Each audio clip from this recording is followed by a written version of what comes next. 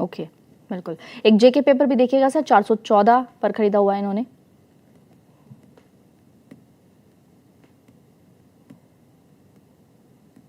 GK paper try कर रहा है अपना ट्रेंड चेंज करने का। इसका जो ट्रेंड चेंज लेवल जो है नीचे में वो 360 है। तो 360 के नीचे इस बार स्लिप होगा तो फिर अगेन ये डाउन ट्रेंड में चला जाएगा, और फिर ये 300 और 250 लेवल्स भी देख सकते हैं नीचे में। तो ये स्टिक स्टॉप लॉस रहेगा, होल्ड कीजिए। एज ऑफ नाउ वो ट्रेंड चेंज कर रहा है, ऊपर की तरफ जाने की कोशिश कर रहा है, बट 360 जो स्टॉप लॉस रहेगा वो एकदम स्ट्रिक्ट रखना है आपको। ओके, बिल्कुल। चलिए अगला सवाल लेते हैं। अगला सवाल अथर्व जी का है। ये पूछ रहे हैं अतुल ऑटो 580 पर, कोचिन शिपयार्ड 1712 पर और ईएमएस लिमिटेड 444 पर। पहले अतुल ऑटो देखते हैं 580 पर। अतुल ऑटो का जो ट्रेंड है वो तो अच्छा ही है। आज देख रहे हैं हम कि ऑलमोस्ट 8 to 9% की गिरावट है, बट अभी इसका जो इमीडिएट सपोर्ट लेवल्स है वो भी 520 लेवल्स पे, 520, 510, 498।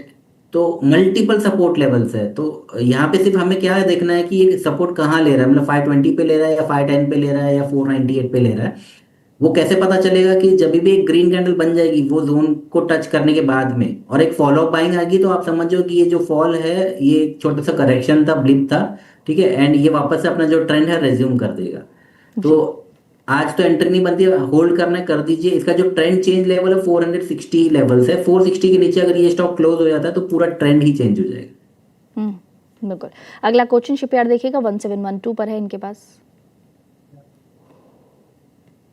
ये भी जानना चाहते हैं कि एवरेज करें या फिर क्या करें इसके लिए। कोचिन शिपयार्ड तो अभी अपने 200 डे SMA EMA के आसपास में चल रहा है। इसका जो लेवल है 1530 1540 लेवल्स है, इंपॉर्टेंट रेजिस्टेंस है। जब तक 1541 के ऊपर क्लोज नहीं करता है ट्रेंड, तो चेंज नहीं होने वाला है ये स्टॉक एज ऑफ नाउ। नीचे में जो इंपॉर्टेंट लेवल है वो है 1350 का। 1350 के नीचे अगर ये स्टॉक स्लिप भी होता है इंट्राडे में तो भी एक बार एग्जिट मार देना। तब तक आप होल्ड कीजिए, बट नया ऐड मत कीजिए प्लीज। बिल्कुल। EMS limited 444।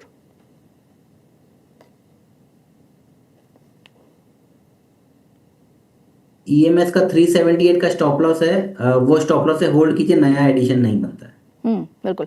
इन्हीं का दूसरा सवाल सर ये है कि Tata Motors, Jindal steel, Titan पर हम ऑलरेडी बात कर चुके हैं। इन दोनों के टारगेट्स क्या हो सकते हैं इस वक्त, आपको कैसे लग रहे हैं स्टॉक? तो अगर टाटा मोटर्स पैसेंजर व्हीकल की बात हो रही है तो फिर इसका ट्रेंड जो है अभी भी डाउन है। ऊपर में 358 363 एक तगड़ा रेजिस्टेंस है। नीचे में ट्रेंड चेंज लेवल 336 है, उसके नीचे एग्जिट ही बनता है। लेकिन अगर टाटा मोटर्स सीवी की बात करें हम लोग, TMCV, ठीक है, तो इसका जो ट्रेंड है वो अप है। ओके। तो इसमें अगर एडिशन करना है किसी को तो कर सकते हैं। नीचे में जो सपोर्ट लेवल्स है 443 432 लेवल्स, अच्छा तगड़ा सपोर्ट है। इसका जो ट्रेंड चेंज लेवल है वो 398 लेवल्स है। तो 398 के नीचे ही ट्रेंड चेंज होगा, लेकिन अप ट्रेंड में है। तो बिकॉज एवरी 5 5 रुपीज में इसका जो है सपोर्ट लेवल से, तो बहुत मुश्किल होता है कि अचानक से ट्रेंड चेंज हो जाना। सो जहाँ पे ट्रेंड अप है वहाँ पे आप हम एटलीस्ट मान सकते हैं कि कोई प्रॉब्लम नहीं है। बिल्कुल। एक जिंदल स्टील भी है सर, ये भी देखिएगा चार्ट्स पर कैसा लग रहा है।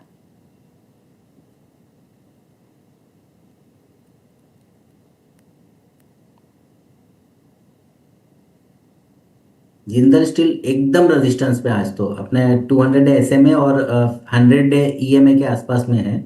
इसका जो ऊपर में लेवल रहेगा वो 1130 के ऊपर क्लोजिंग चाहिए। एक बार वो हो जाती है तो नीचे में जो ट्रेंड चेंज लेवल रहेगा 1070 का रहेगा। जिस दिन भी 1070 के नीचे चला गया तो अगेन ट्रेंड डाउन हो जाएगा।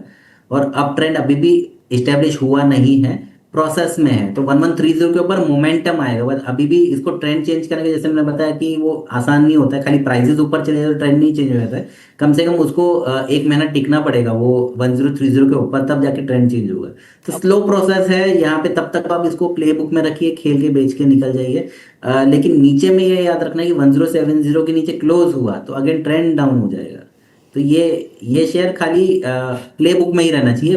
थोड़ा सा पोजिशनल में है तो और अगर होल्ड है तो 1070 स्ट्रिक्ट स्टॉप लॉस है।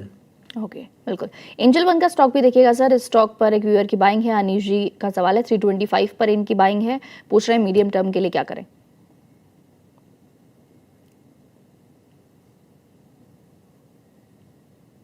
देखो अभी भी ट्रेंड पूरा चेंज तो नहीं किया, डाउन नहीं हुआ है ट्रेंड। इसमें जो ट्रेंड चेंज लेवल है वो 280 लेवल्स है।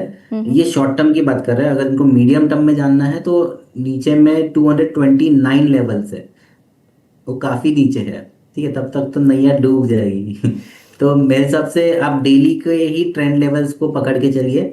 280 लेवल्स, उसके नीचे जाता है तो फिर ये जो मैंने लेवल्स दिए भी है जैसे 229, तो अगला जो स्टॉप बनता है वो वहीं पे आके शायद रुके। तो थोड़ा सा आपको ध्यान देना है कि इसके बीच में जो परसेंटेज वाइज गैप बहुत बड़ा है। हम्म। ठीक है, मुझे बताने के लिए तो इजी है कि हाँ 280 एंड 230, बट एक्चुअल देखेंगे तो ये सफर जो रहेगा और नीचे जा रहा है, आप अगर ऑलरेडी होल्ड है तो आपका कैपिटल इरोड जो होगा, और आप रोज देखते रहोगे नेगेटिव नेगेटिव, तो दिमाग भी खराब होगा। तो एक 280 के नीचे एक बार माल छोड़ देना सही है। और वापस से ये स्टॉक को अगर पूरा ट्रेंड चेंज करना है अपसाइड में, तो 320 के ऊपर कम से कम एक महीना टिकना पड़ेगा, तब जाके पूरा ट्रेंड अप हो जाएगा। बिल्कुल। चलिए अब अगला सवाल लेते हैं। ये सुमीर जी का सवाल है, ये पूछ रहे हैं, जमुना ऑटो पर तो हम बात कर चुके हैं, नहीं अतुल ऑटो पर हमने बात की थी, जमुना ऑटो पर इनका सवाल है। 100 शेयर हैं 130 के भाव पर, आइनॉक्स विंड 128 के भाव पर, Oswal pump 545। Stop loss, target या फिर एवरेज क्या करें? 4 से 6 महीने का व्यू है। पहला स्टॉक जमुना ऑटो। 120 का strict stop loss Jamuna auto, उसके नीचे ट्रेंड चेंज हो जाएगा। आइनॉक्स विंड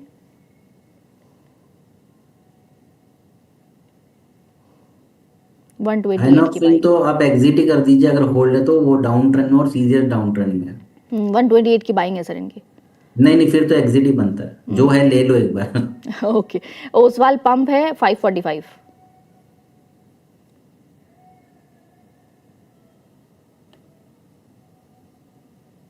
बहुत ऊपर खरीदा हुआ है। ओसवाल भी एग्जिट ही बनता है, मतलब ये सब सीरियस डाउन ट्रेंड वाले स्टॉक है। आई थिंक एक बार इनको थोड़ी सी छटाई की जरूरत है अपने पोर्टफोलियो में, और अच्छे अच्छे स्टॉक ऐड करने की जरूरत है। ये भी सीरियस डाउन ट्रेंड में एग्जिट ही बनता है। बिल्कुल। एक बिगिनर का सवाल भी आया है हमारे पास, वो पूछ रहे हैं कि इनको आई गेस ये इन्वेस्टिंग के लिए ही सवाल है, लेकिन ये पूछ रहे हैं कि एसआईपी स्टार्ट करनी है, कैसे स्टार्ट करें और कहाँ से शुरू करें? अब अगर ये स्टॉक एसआईपी की बात करें तो सर आप इन्हें बता दीजिए कि किन स्टॉक्स में ये एसआईपी कर सकते हैं, क्योंकि अगर नॉर्मल स्टॉक एसआईपी की बात एसआईपी करें। अगर बिकॉज बिगनर है तो डायरेक्ट स्टॉक से मत स्टार्ट हाँ। कीजिए, क्योंकि बहुत ज्यादा वोलेटिलिटी रहेगा। आप एक काम कर सकते हो, जैसे निफ्टी 20 होता है, फार्मा 20, ऑटो 20, सिल्वर 20, गोल्ड 20, ये जो मैंने नाम लिए, इनमें आप स्टॉक एसआईपी फिलहाल के लिए स्टार्ट कर दीजिए। बाकी सबका जो ट्रेंड है वो बहुत चॉपी होगा, या तो अभी ट्रेंड चेंज हो रहा होगा, तो इनके अलावा फिर बाकी इसमें मन चाहिए। बिल्कुल। एक खबर आई है कि mines and minerals development and regulation amendment का जो बिल है 2026, वो लोकसभा में आज पेश हुआ है और उस पर बातचीत चल रही है। बिल प्रपोज किया गया है, पावर ऑफ स्टेट्स को जो टैक्सेस लगाने होते हैं माइनिंग के ऊपर, उन पर थोड़ी लिमिटेशन लगाने के लिए ये बिल पेश किया गया है। अभी देखना होगा कि इसके रिजल्ट्स क्या आएंगे। अभी तक बिल पर चर्चा अब संसद में हो रही है। चलिए सर कुछ और स्टॉक देखते हैं, कुछ और अगला स्टॉक देखिएगा। आदित्य बिरला फैशन का स्टॉक है। ये स्टॉक में गिरावट देखने को मिल रही है, स्टॉक में काफ़ी ज़्यादा सेलिंग प्रेशर है। आपको चार्ट्स पर इस वक्त कैसा दिख रहा है?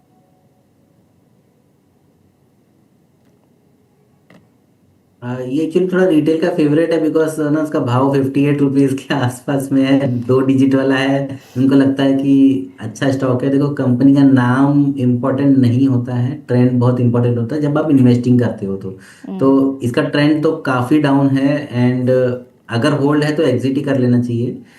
बिकॉज इसने जब भी ट्राई किया है ट्रेंड चेंज करने का, इसको सीरियसली मतलब जैसे बोलते हैं ना कि अगर नो एंट्री में आप चले जाओ तो आपको फाइन लगता है, वैसे इसको फाइन लग जाता है हर बार कि वो वैसे जोन में चले जाता है, वहां पे फाइन लगता है, फिर उसको नीचे आना पड़ता है। तो ये शेयर्स में होप रख के तो मेरे हिसाब से सही नहीं है। एक बार एग्जिट कर लेना बेटर है। और अच्छे स्टॉक्स में हम इतने अच्छे अच्छे स्टॉक्स है वो डिस्कस करते हैं, तो उनमें आप इन्वेस्टमेंट करना अच्छा रहेगा। बिल्कुल। चलिए सर, तो आपकी रडार पर आज कौन से स्टॉक्स रहेंगे जिन पर आपको लग रहा है कि आज मार्केट में अच्छे खासे लेवल्स वो दिखा सकते हैं? एक तो पावर इंडिया है। देखो शेयर थोड़ा महंगा बोल सकते हैं, 35,000 रुपीज का है, बट बट ये इसने ना अपना ट्रेंड चेंज किया है, एंड अभी ट्रेंड लाइन ब्रेकआउट भी आया हुआ है। परसेंटेज वाइज देखेंगे, अगर किसी को 50,000 लगाना रहेगा तो एक दो शेयर तो ले ही सकते हैं। छोटे वाले के लिए तो एक साई लाइफ करके एक शेयर है। मैंने हर बार आपके जी। चैनल पे बताया भी है कि इसका ट्रेंड बहुत ही तगड़ा है। हर बार जब भी ये अपने सपोर्ट जोन पे आता है तो इसका सपोर्ट जोन है 1360 और 1325 लेवल से। तो जब भी ऐसे जोन पे आता है वहां से वापस से बाउंस आता है, तो बहुत इजी शेयर माना गया है ये तो। ठीक है, बहुत फास्ट मोमेंट नहीं भी आता है इसमें। एक लॉन्ग टर्म के लिए तो हमें तो ऐसे ही शेयर चाहिए कि स्टेबल स्टॉक्स है, थोड़ा नीचे आता है फिर ऊपर चले जाता है, तो ये बहुत अच्छा शेयर है। अगर आप लॉन्ग टर्म के हिसाब से भी अगर ऐड करना है तो। एक सिरमा करके है, सिरमा SGS टेक्नोलॉजी, ये भी काफी अच्छा शेयर है। इसमें थोड़ा मोमेंटम अप डाउन ज्यादा होता है। नीचे में जो इसका सपोर्ट लेवल्स है वो है 1390 1320। ये जोन में अगर मिलता है तो भी अच्छा है, अभी भी आप खरीद सकते हो 25-50%। एंड अगेन स्टेबल स्टॉक है, ट्रेंड काफी अच्छा है। पेटीएम सरप्राइजिंगली इसने अपने जितने प्रीवियस मैं बोल सकता हूँ पाप थे वो शायद धो दिए हैं। एंड अभी ऊपर में जो इसके लेवल्स है वो 1600 एंड 1800 लेवल्स मुझे दिखाई दे रहे हैं। नीचे में सपोर्ट लेवल्स है 1410 एंड 1360। तो अगर ओके। ये लेवल्स पे मिलता है तो आप कर सकते हो। आज 5% अप है, अगर आपको अभी भी एडिशन करना है तो 25-50% एडिशन अभी भी कर सकते हो। ओके, और इन सब का टाइम फ्रेम कितना रहेगा सर? ये सब देखो टाइम फ्रेम आप ही के ऊपर है, मैंने इसलिए टारगेट नहीं दिया है क्योंकि अभी क्या हो रहा है, जैसे मैं खुद भी बोल रहा हूँ कि अगर यहाँ से 24,800 25,000 चला भी जाता है तो भी आपको प्रॉफिट ही बुक करना है। तो इसमें अगर 5